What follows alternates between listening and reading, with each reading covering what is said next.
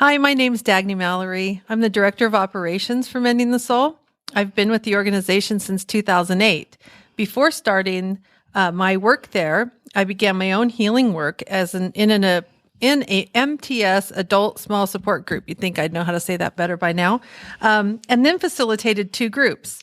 Since working for Mending the Soul, I have facilitated many additional groups, shared parts of my story in our trainings, and in the book, Princess Found, a guide for mentors of sexually exploited girls. I have helped develop and present the live trainings that we offer as well. I'm Sean Mallory, and I've been with Mending the Soul since 2009 when I went through the first beta men's group. I began facilitating men's groups shortly thereafter the following year, and I've been averaging about 2 groups per year ever since. I have also shared my story of abuse and healing in live MTS trainings alongside my wife, Dagny. So this video that you're watching is how to become a facilitator. In this video, we're going to cover doing your own work, knowing if you're ready to facilitate, completing an MTS basic training, and how to get support for this role. And the last piece we're going to go over briefly is self-care, remembering that you're important too. So, Dagny, what are the responsibilities of a small support group facilitator? A facilitator's primary role is to establish and maintain safety throughout the duration of the group. You'll be modeling appropriate boundaries that in time the participants will emulate. In addition to that, facilitators also schedule group with the church organization. Before a group begins, they do intakes with each of the participants. They keep the group moving when it meets each week. They pray specifically for group members and at the beginning and end of group time. You know, Sean, sometimes prayer is not comfortable for people. So how do you decide if you're going to do that prayer time in group with the groups that you've done? Well, usually what we do, Dagny, is the co-facilitator and I ask the group if they are comfortable with prayer, either before or after our group. And that's what we try to do. We like to put that in there. However, if people aren't comfortable with that, we come up with alternatives. So if there's part of the group says, no, we are not comfortable, then the people who are, maybe we meet before group or after group, and those people can leave prior to that at the end, or they can come in later at the beginning. Okay. Another thing that facilitators do is connect with group members occasionally outside of group, remembering to maintain boundaries and communicate those to your group members, your own personal boundaries of communication. And then also to model healthy family dynamics by resolving, not ignoring conflict, and using respectful direct communication.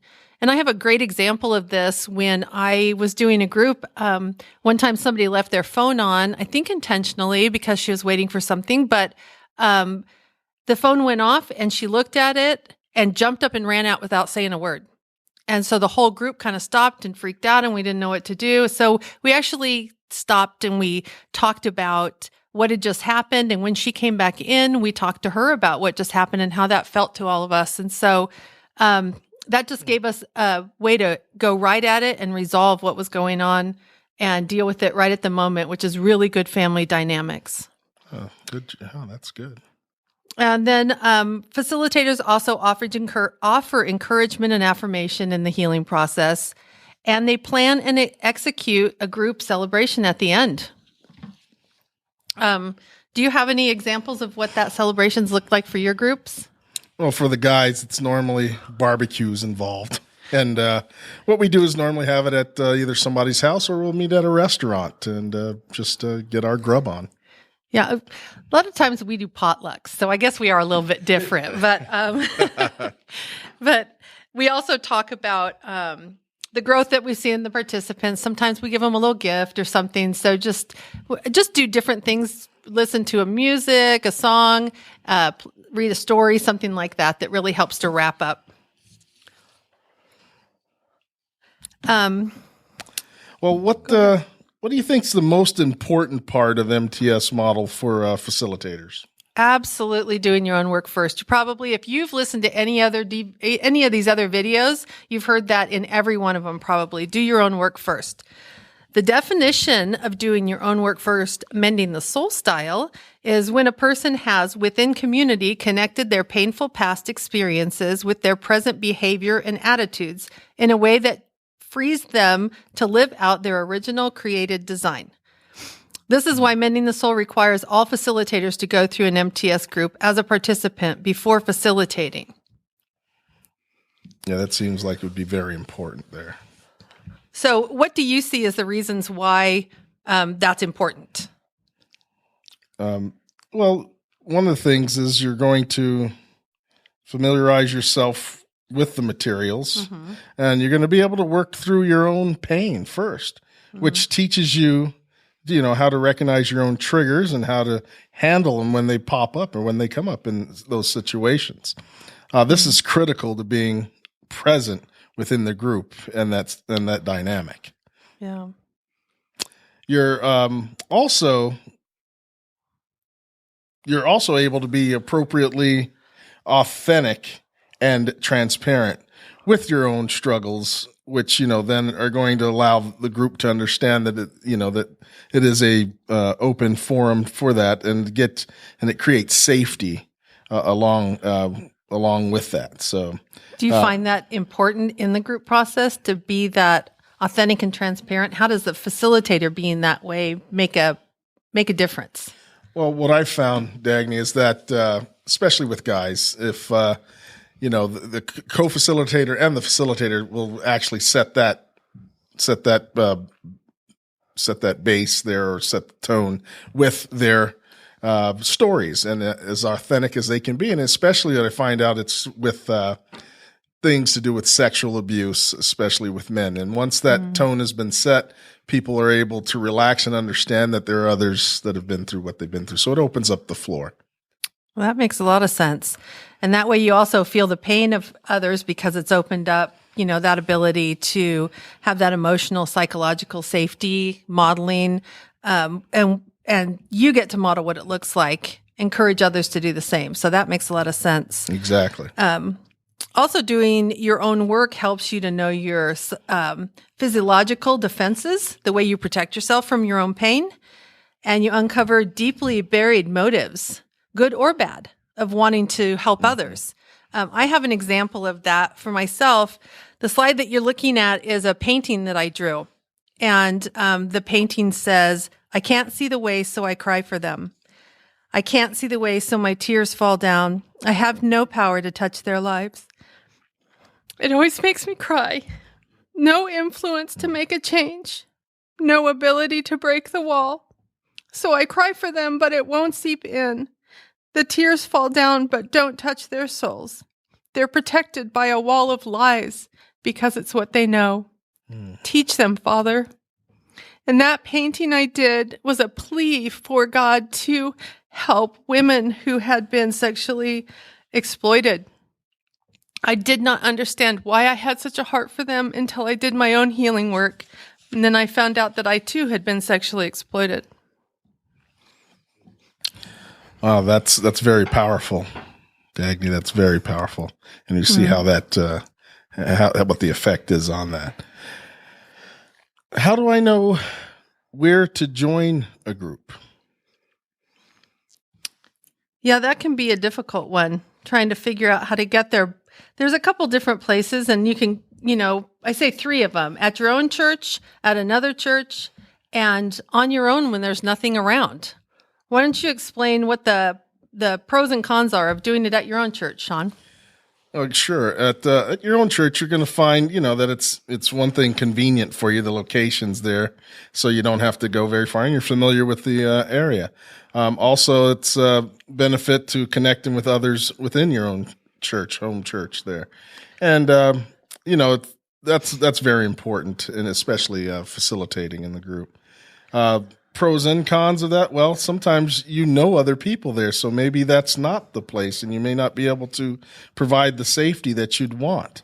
Also, you're familiar with other people. Roles may have to change, and you don't want to interact in that manner with those particular people, and you may not find it safe again. You may feel that you have to step into a typical, some other type of role. So that's true. And at another church, you can be totally anonymous. And so you wouldn't have those roles there, and the people there wouldn't necessarily know your abusers if your abuser is still in your life. And I actually had somebody in a group who really could not share at the level that would have provided really deep healing, because she was a leader and many of the people that she was leading were in that group also. And so it made it unsafe for her. And I would have recommended that she go to another group at a different church, knowing that now. One of the cons of going to another church is it can feel cliquish if everybody knows each other and you walk in as an outsider.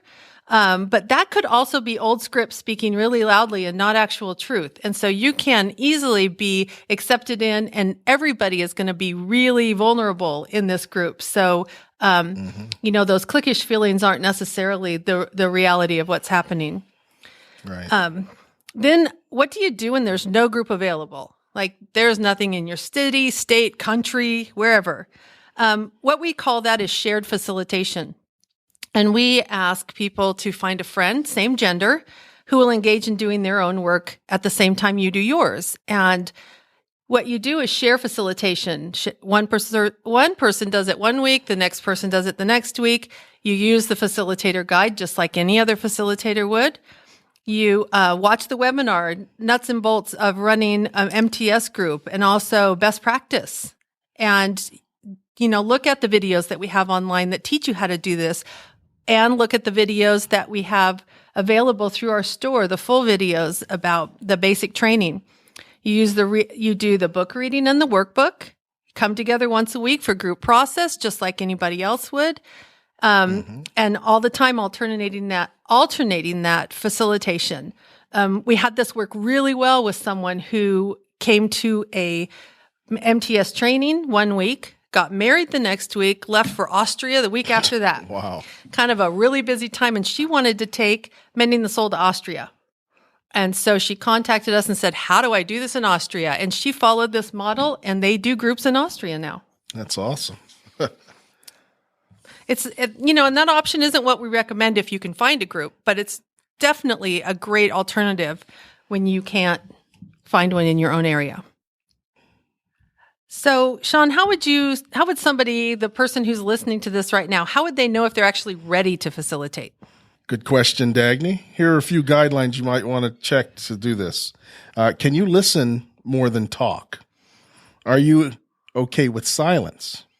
Do you have outside support? Can you stay present? Do you engage in healthy conflict resolution? And remember, we're not there to fix or advise. There's also many questions in the facilitator guide that help you really know if you're ready to facilitate or not. So that's always a good resource to check and just make sure. Right now, we're going to do a little practice section. We're going to have you stop the video and answer the questions in the handout that were attached to this video about, am I ready to be a facilitator? If you're part of a group watching this, choose a partner. Once you have answered the questions, share with your partner how you felt answering the questions and why you do or do not feel you're ready to facilitate. If you're watching this on your own, share with a close friend or family member sometime within the next week. Go ahead and pause the video now. Welcome back. The second part of becoming a facilitator is participation in an MTS basic training. There are several kinds of trainings. Sean, do you want to share with us what those trainings are? Yeah, basically, Dagny, there's the live MTS basic training. Then there's an MTS training, there are MTS training videos with a certified trainer. And both of those are done where you register online and you come and attend those videos or attend those trainings, right? Right. And then there's also the self-led basic training videos. And there's actually a webinar on how to do that listed in our video section. So, Sean, Another thing that facilitators really need is support. What does that support look like? Well, best practice model for facilitation support includes church, community, and family. And friends too, And I would friends imagine. as well, yes. Community, I think, is really important for people to know. That's counselors, psychiatrists or psychologists, medical doctors, physicians, treatment centers, the MTS community, seasoned facilitators. All of those people can help to support when you need a little bit extra information that you may Right. not have. And then, of course, your church has lots of stuff, and your friends and family, that's fun time and connecting time to make sure that you're getting that kind of support. Exactly. And the last thing we want to make sure that we talk about is self-care, because you're important too. What you're doing for people is really important, but you need to take care of yourself. There is a quote from Frederick Buechner that says, "Pay mind to your own life, your own health and wholeness. A bleeding heart is of no help to anyone if it bleeds to death." And this is really talking about self-care. Selfishness is doing something for yourself to the exclusion of others, and self-care is doing something for yourself in order to care for others more fully. There's several areas of well-being or wholeness that we are talking about. That would include emotional, relational, physical, and spiritual. So don't forget to build a self-care program around that so you too can be doing the very best that you can. Thank you for joining us here today.